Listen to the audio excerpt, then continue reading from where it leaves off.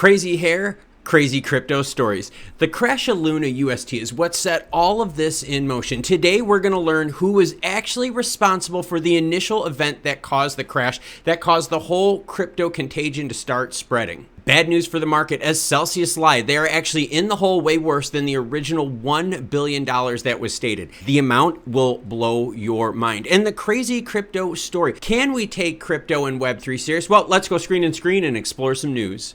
Gotta fix my hair to look more professional here. Terra co-founder names person who is to blame for the collapse. The collapse of Luna UST had to do with two big factors. The death spiral, so more tokens were minted to prop up the coin as more minted prop goes on and on and on. The second issue had to do with crazy yields. So who is responsible for the crash of Luna UST? Kwon acknowledges that he was the person who presented the vulnerabilities that resulted in the $1 million crash. Yes, Kwon was the person out there that said, hey, no, we have to raise our yields. There were people that told him early on, hey, this is unsustainable. And you know what he said to them? Screw it. Let's go from low 5, 6, 7%. Let's knock it up to 20%. Just when I think you couldn't possibly be any dumber, you go and do something like this. And he is the one responsible. Remember, there were hacks and all these other allegations out there that Luna UST, then there were people taking loans going after him. Nope, it was him and his bad business practice alone that was the cause and the start of the crypto contagion.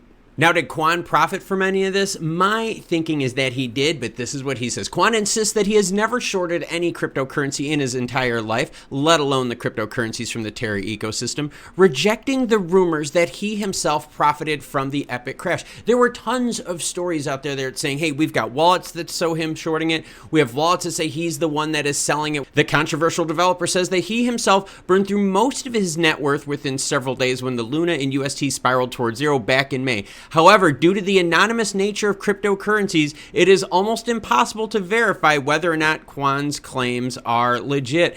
There are sources out there that say he was selling up to $20 to $30 million worth of his token the last several months leading up to the crash, knowing that the inevitable was going to happen. And just wait until we get to the story about if we could take crypto and Web3 seriously. Celsius Network Coin Report shows a balance gap of $2.85 billion. A new bankruptcy coin report filed on Sunday shows that troubled crypto lender Celsius actual debt stands at $2.85 billion versus their claims of only $1.2 billion. That is more than double the amount that was originally stated. So there is now a much larger hole in the books that the market has to eat up than what was originally thought. 1.2 billion is bad enough as a gap, but now $2.8 billion. And we've recently come to learn that Ripple Labs has gotten involved with the bankruptcy proceedings and is interested in some, if not all, of the assets that Celsius owns. And now that the gap is expanding from 1.2 billion to 2.8, that is a much bigger hole that financiers would have to fill. That's what she said. Michael. And a point to take away from these first two stories, both were offering insane yields that were unsustainable. Do you know of any other firms out there that are offering unsustainable yields? I know I've got some South Park fans out there. Do you remember the character Dildo Swaggins? Test 1, 2. This is Dildo Swaggins. All trolls report in.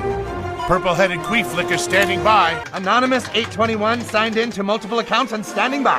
Super sexy Lisa 18 standing by. Skank Hut 42 standing by. All 5,000 of my Instagram accounts are fake. Ethereum founder Vitalik Buterin gives a reminder. Oh my gosh, fake stuff on crypto, fake social media stuff. Yes, Elon is fighting Twitter and the whole idea of most of it being bots. Vitalik is out there saying, hey, you know what? Most people are using this for scams and schemes, using my names and likeness. So now where is the craziness and how do we take Web3 crypto serious? Well, here we go. He has a tweet saying exactly that. Reminder, all 5,000 of my Instagram accounts are fake profiles or have nothing to do with me. Anything you see with Vitalik Buterin or whatever posting on Instagram is a scam. Meanwhile, earlier this year, an Instagram imposter account decorated with photos of Buterin was very similar to the one that the co-founder uses in his profile. They deceived audience with sponsored posts and advertisements. Are you ready, Dildo Swaggins fans? The attack was described as a sinister scam by YOLO Swag Monster. Move over, Dildo Swaggins. YOLO Swag Monster is in town. A content creator on TikTok. He also explained that the fake account was based in Israel and some of the usernames in the account were all trying to be Buterin. And if you don't know who Dildo Swaggins is, the humor of this last segment totally skipped you. But YOLO Swagmaster was one of the sources out there cited in this article. If we're going to be taking Web3 and crypto seriously, can we get some people out there with some better names? I think one of the ones with the Luna UST was Fatman, right? So Twitter's Fatman account.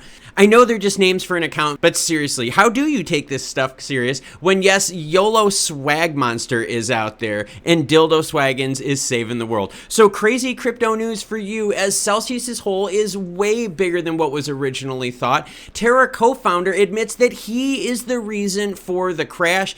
Tons of fake bots on Twitter, and yes, are we able to take Web3 and crypto seriously? I'm Dildo Swaggins, and I'll catch y'all later. When I was in school, kids teased me, called me a midget, even though I'm not.